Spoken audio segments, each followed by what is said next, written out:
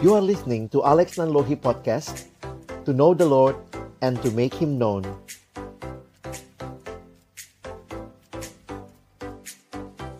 Mari berdoa sebelum membaca merenungkan firman-Nya.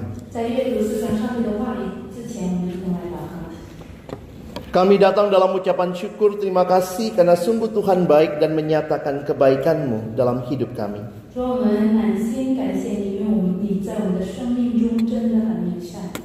Kami akan membuka firman-Mu, bukalah juga hati kami.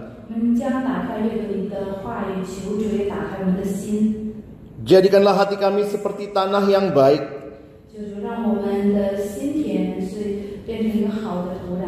Supaya ketika benih firman-Mu ditaburkan itu boleh sungguh-sungguh berakar, bertumbuh, dan juga berbuah nyata di dalam hidup kami.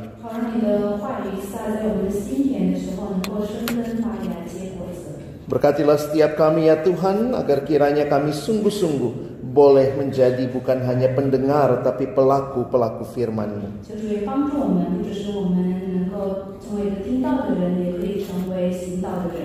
Di dalam nama Tuhan kami Yesus Kristus, Sang Firman yang hidup, kami menyerahkan pemberitaan firman-Mu. Amin. Shalom. Kita bersyukur kepada Tuhan kesempatan seperti ini terus Tuhan berikan. Kelaparan, kehausan itulah yang menjadi tema kita malam hari ini. Pernahkah saudara merasa kelaparan dan kehausan?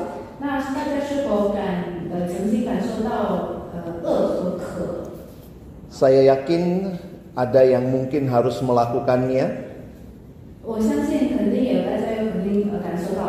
Karena mungkin mengambil waktu khusus berpuasa.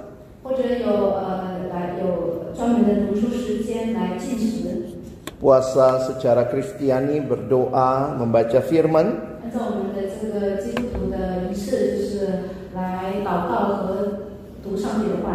Namun juga mungkin ada yang harus melakukannya karena mesti periksa darah.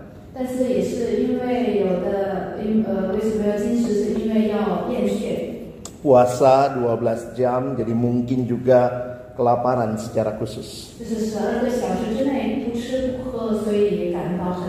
Tapi hari ini kita akan bicara satu kelaparan dan kehausan yang firman Tuhan sampaikan.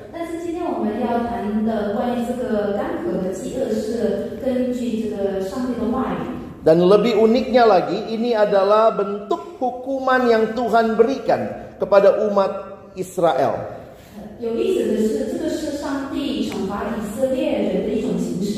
Kita akan melihat Amos pasal yang ke-8 ayat 11 sampai 14. Saya akan bacakan 2 ayat pertama dalam bahasa Indonesia, dilanjutkan dengan bahasa Mandarin.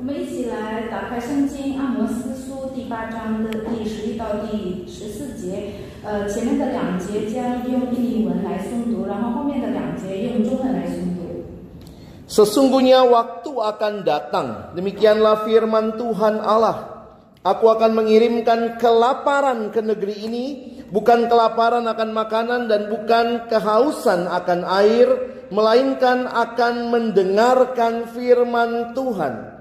Mereka akan mengembara dari laut ke laut dan menjelajah dari utara ke timur untuk mencari firman Tuhan, tetapi tidak mendapatnya.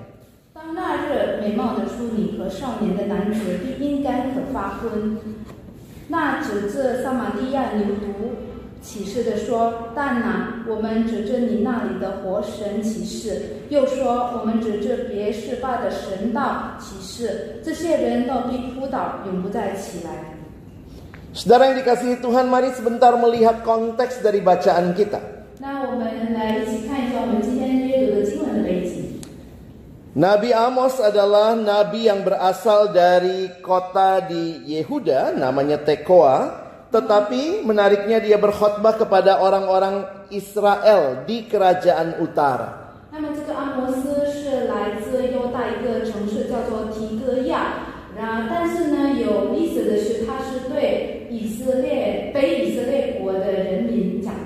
Kalau saudara ingat bahwa yang namanya Israel terpecah dua ya, ada kerajaan di utara, ada kerajaan yang di selatan. 那大家如果记得的话，这个以色列国呢分为北以色列国和南以色列国。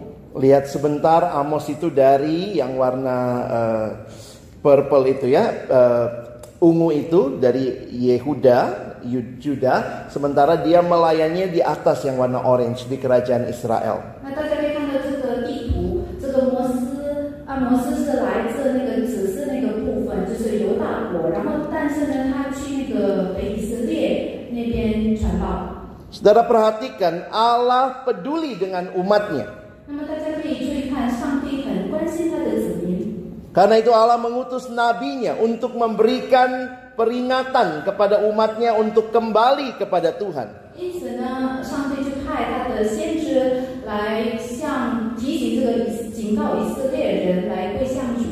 Tetapi realitanya umat tidak mau dengar firman Tuhan. 但是呢，上帝的子民却不听主的道。 Apalagi kalau ternyata hidupnya aman-aman saja. Rasanya buat apa dengar firman? 因为呢，他们的生活一切都安好，所以他们觉得没有必要听道。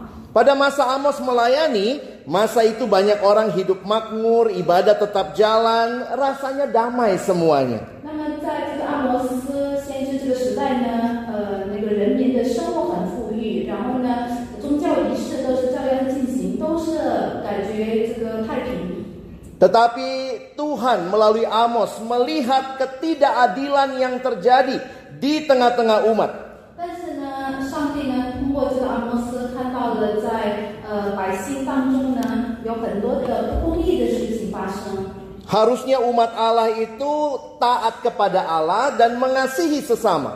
那么呢，作为这个上帝的子民，应该是顺服上帝，爱他人。 Tapi ternyata umat Allah bahkan menindas sesama. Itu yang bisa kita baca di Amos pasal 8 ayat-ayat yang pertama. 那么，但是呢，这个上帝的百姓呢，他却这个压迫他人，这个我们可以在上文可以看到这件事情。 Ibadah tampaknya berjalan, semua aman, terkendali. 那么呢，他们还是照样进行这个宗教的仪式，一切都是在掌控之中。 Tapi ibadah dengan hati yang tidak tulus, keadaan damai yang hanya tampak dari luar. 但是呢，他们就是以不真诚的心来敬拜神，但虽然这个外表看起来很平安。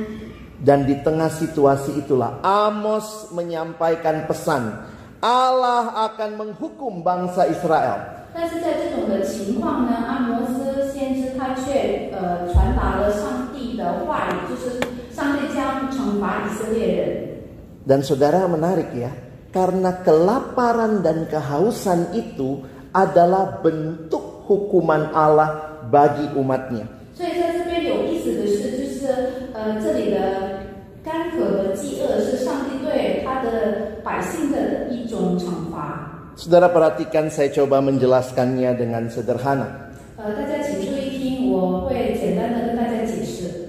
Amos datang peringatkan umat Allah, bertobat, bertobat, bertobat. Mereka tidak mau dengar. 阿摩斯来，然后警告以色列人，让他们悔改，但是呢，他们不听。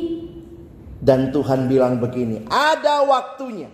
Kamu mau dengar firman, tapi tidak ada firman. 但是上帝就对他们说，有的时候将到，你要听到，但是没有道可听。 Ada waktunya ketika kamu merindukan Tuhan bicara kepada kami, tapi Tuhan tidak bicara. 时候将到，你会渴慕上帝对你们说话，但是上帝就不说话。 Banyak kita yang menganggap take it for granted ya kalau kita punya firman Tuhan sekarang. 我们很多人都觉得，因为我们现在有这样的一个上帝的话语圣经，一切都会很好。 Oh, nggak baca Alkitab hari ini nggak apa-apa, masih bisa besok. 那如果觉得现在不读圣经的话没关系，明天再说，明天也可以呀。 Nggak bisa baca besok, masih ada minggu depan. 那明天也没办法读的话没关系，还有下周。 Banyak orang umat Allah tidak serius dengan Allah, dibuktikan tidak serius mendengar firman Allah. 所以呢，很多的基督徒徒呢，他们不认真跟随主，他们就是说不阅读上帝的话语。 Inilah realita yang dialami bukan hanya di masa umat Israel, tapi hingga sekarang. 这就是现实，不只是以色列人的那个时代，到现在也是会发生的。 Saudara, saya melayani banyak mahasiswa. 那我服侍很多的大学生。 Saya ingat satu waktu saya datang, waktu itu memang belum ada Alkitab di HP ya. 那么有一天我来，然后那个时候没有我们这个手机上的圣经。 Saya datang ke kosan salah satu mahasiswa, lalu saya minta tolong, kamu punya Alkitab nggak? Boleh saya pinjam? 我来到一个学生的宿舍，然后呢，我想借他的圣经。 Saudara tahu dia bilangnya apa? Dia jawabnya apa? 大家知道他怎么回答吗？ Mau versi apa kak? 你要什么版本的？ Ternyata dia punya banyak versi. 所以他有很多版本。 Ada Alkitab bahasa Indonesia, bahasa Inggris. Waktu itu dia juga lagi belajar Mandarin. 有印语的圣经，有英文的圣经。那个时候他也学这个中文，所以有中文圣经。 Dia punya Alkitab, dia punya firman Tuhan. Tapi waktu saya tanya, 他有这个圣经，但是当我问他的时候， bagaimana saat teduhmu dek? 你每天都读经吗？ Teduh sekali kak, teduh. 是非常的平静。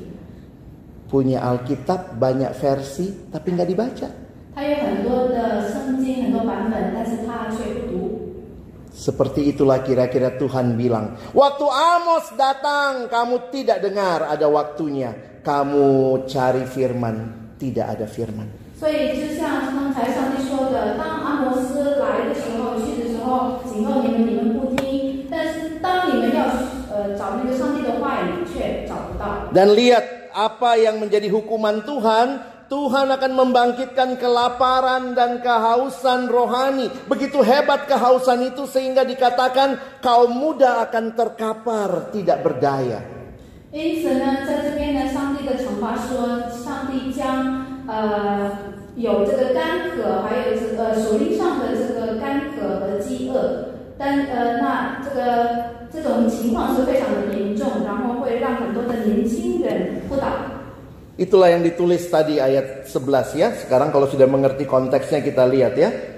Aku akan mengirimkan kelaparan ke negeri ini, bukan kelaparan akan makanan dan bukan kehausan akan air, melainkan akan mendengarkan firman Tuhan. 第11节，我必命饥荒降在地上，人饥饿非因无饼，干渴非因无水，乃因不听耶和华的话。 Lihat apa yang dilakukan. Mereka mengembara. Mereka menjelajah untuk cari firman tetapi tidak mendapatnya. 他们去漂流，然后他们要寻求耶和华的话，却寻不。 Ayat 13 berkata pada hari itu akan reba lesu anak-anak darah yang cantik dan anak-anak teruna karena haus. 13节说，当那日美貌的处女和少年的男子必因干渴发昏。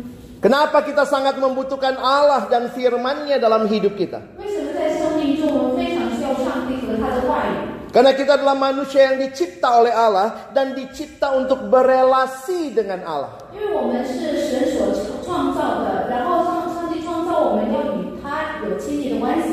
Itu desainnya Tuhan waktu mencipta kita. 这就是上帝在创造我们的设计。 Seorang teolog bernama Nicky Gamble berkata, pria dan wanita diciptakan untuk hidup dalam hubungan dengan Allah. Tanpa hubungan tersebut akan selalu ada rasa lapar, sebuah kekosongan dan sebuah perasaan yang hilang. 那么，一位神学家叫做这个 Nicky Gamble， 他说，男女被造的目的是活在与主的关系中，没有这种关系，人们总会感到饥饿、空虚和失落。 Saudara manusia, kita butuh Tuhan. 所以，我们人类是非常需要主的。 Manusia hanya menemukan kepuasan sejati di dalam penciptanya. 人只能在他的创造者身上找到真正的满足。 Karena itu mari bayangkan betapa mengerikannya kehausan dan kelaparan yang terjadi. 所以大家可以想象那个时候的这个干渴和饥饿是如此的情况。 Tanpa firman dari Allah, tidak ada bimbingan, tidak ada penghiburan, tidak ada janji, dan yang terburuk tidak ada akses kepada Allah. 没有上帝的话语，就没有上帝的带领，没有安慰，没有应许。那么最坏的情况就是说，我们无法法接近靠近神。 Ketika Allah diam, semua akan hilang. Firman Allah yang paling utama. 那当上帝沉默的时候，一切都会消失。神的话语是最重要的。 Tetapi yang menarik saudara, setiap kali Allah menghukum, penghukumannya bukan untuk menghancurkan. 但是有意思的是，每一次上帝惩罚的时候呢，他的这个惩罚不是来毁灭我们的。 Di satu sisi ada penghukuman, ada perasaan kosong yang melanda manusia berdosa. 那么一方面是这个惩罚就让罪人感受到有那种空虚感， Tetapi di sisi lain ada anugerah Allah, kesempatan untuk datang dan mencari Tuhan, seperti yang sudah disampaikan Amos. 但是另一方面这是一种恩典，就是说寻求上帝的一个机会，就像阿摩斯所传达的。 Dan puji Tuhan, kita baru saja merayakan Natal. 感谢主，我们刚刚庆祝圣诞。 Kabar baiknya bahwa Allah dalam belas kasihannya tidak membiarkan dunia ini tanpa firman-Nya. 那么好消息的是，上帝印着他的怜悯，他不会让这个世界没有他的话语。 Diberitahu kepada kita dalam Yohanes 1 ayat 14. Firman itu telah menjadi manusia dan diam di antara kita. 约翰福音第1章第14节告诉我们，道成了肉身，住在我们中间。 Allah telah berbicara dengan jelas, pasti dan penuh kuasa melalui firman yang telah menjadi manusia, yaitu dalam pribadi anaknya sendiri. 上帝很清楚的、蛮有权柄的告诉，通过他的独生子，那道成肉身的向我们说话。 Saudara, ketika Tuhan kasih firman-Nya, 当上帝赐下他的话语的时候， ketika Dia memberikan anaknya bagi kita, 当他给我们他的独生子， mari kita tidak mengabaikannya. 我们不要忽视这一点。 Mari rindukan di tahun 2024 ini. 让我们渴慕在这个2024年， Mari kita rindu punya hati yang haus dan lapar, bukan sebagai hukuman Tuhan, tetapi kerinduan yang dalam untuk datang dan mengenal Tuhan. 让我们拥有一颗饥渴慕义的心，不是因为上帝的惩罚，但是真正的我们想寻求他。 Bapak Ibu masih bisa baca firman Tuhan? 上帝还可以，你们还可以，大家还可以阅读上帝的话语吧？ Masih bisa baca Alkitab? 还可以阅读圣经吧？ Sekarang juga banyak YouTube, bisa dengar firman Tuhan dibacakan, bisa dengar khotbah-khotbah, lihat siaran-siaran yang bagus. 那么现在的话也是有 YouTube， 在 YouTube 上面我们也可以看到很多的视频，有很多的这个讲道，我们可以听。 Mari minta Tuhan berikan aku rasa haus dan lapar untuk mengenal-Mu melalui firman. 让我们求上帝，让上帝让我们可以饥渴慕义，我们可以听主的话。 Kita tidak tahu sampai berapa lama Tuhan izinkan kita boleh bebas, boleh punya akses kepada firman Tuhan. 我不知道上帝允许我们能够随时阅读这个圣经到什么时候。 Tapi kalaupun kita punya Alkitab, tambah tua tambah susah bacanya kadang-kadang begitu ya. 但是虽然我们有圣经，但是我们年纪越大的话，我们就越难读这个圣经。 Pakai kesempatan yang ada, yang saudara miliki untuk mengenal Tuhan, lapar dan haus akan firman-Nya. 但是我们要利用任何的机会来认识、来了解我们的上帝，我们要饥渴慕义。 Saat teduhnya jangan cuma teduh saudara ya. 所以呢，我们每天还是要读圣经的。 Mari kita datang supaya kita boleh mengenal Dia melalui firman-Nya. 那我们要来到他的面前，我们要认识他，通过他的话语来认识他。 Mungkin Tuhan sudah berkali-kali bicara kepada kita lewat firman. 也许上帝已经好多次的通过他的话语对我们说话， Seperti Amos bicara kepada umat Israel, tapi mereka tidak mau dengar. 就像阿摩斯对以色列人说，但是他们不听。 Maka saya tuliskan begini saudara. Bila kita sudah menyadari kehampaan seperti yang dialami oleh bangsa Israel, maka janganlah kita mengabaikan peringatannya. Jangan keraskan hati kita. Segera bertobat. Percaya pada Yesus agar di hati kita hanya ada keinginan menyenangkan Dia. 因此呢，我在这边就写到，让我们认识到这个以色列人所经历的这个空虚，那么我们就不要忽视这个神的警告，神的这个警告，也不要硬着心肠，我们要立即悔改，并相信耶稣，使我们的心里只有讨主喜悦的心愿。 Kiranya Tuhan menolong kita 但愿主帮助我们， untuk menjadi orang yang terus lapar dan haus akan firman-Nya. 能够成为饥渴慕义的人。 Begitu banyak kesempatan terbuka di sekitar kita. 我们周围有好多的机会摆开。 Ini sudah hari keberapa? 17 di tahun baru ya. 这个是我们新年的第17日， Sudah berapa resolusi yang gagal? 有好多的这个我们下定的决心，有好多的，有多少失败了？ Tapi apakah ada dalam resolusi kita? Saya ingin makin cinta Tuhan, cinta firman-Nya. 但是我们是否下定决心要每日更爱主，更爱 Seperti 神的话语？ orang yang lapar, yang haus, yang berkata, Tuhan, aku membutuhkan firman-Mu. 成为一个饥渴慕义的人，我们要对上帝说：“我需要上帝的话语。” Kiranya Tuhan menolong setiap kita, bukan cuma banyak dengar firman, tapi melakukan, merindukannya dalam hidup kita.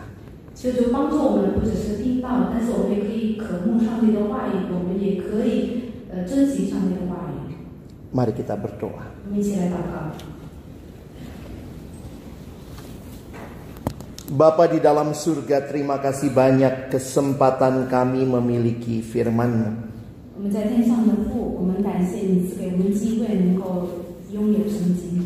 Di perjanjian lama tidak semua orang punya Alkitab, kitab suci secara tertulis. 在这个旧约圣经，有好多的人没有这个指示版的这个圣经。 Tapi kami sekarang punya akses kepada firman Tuhan, mendengar firman Tuhan di banyak kesempatan. 但是现在我们有圣经，我们有好多的机会可以听到。 Tolong kami punya rasa lapar dan haus. Kami membutuhkan Engkau ya Tuhan, membutuhkan firman. 求主帮助我们可以饥渴慕义，因为我们需要主，我们需要你的话语。 Jangan biarkan kami mengabaikan kesempatan-kesempatan yang Tuhan berikan.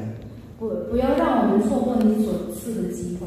Kalau hari ini juga ada dari kami yang berkata, Tuhan, aku mau baca firman-Mu, aku mau tekun mengikuti kehendak-Mu. Tuhan tolong. 而在我们当中，今天向主说，我要每天读你的话语，我要更殷勤的遵行你的旨意。 Tolong kami menghargai kesempatan-kesempatan yang Kau berikan kepada kami. 求主帮助我们能够珍惜每一次你赐给我们的机会。 Sekali lagi kami bersyukur di dalam nama Tuhan Yesus kami telah berdoa. 我们再次感谢奉主耶稣的名，我们祷告。 Amin. Amin.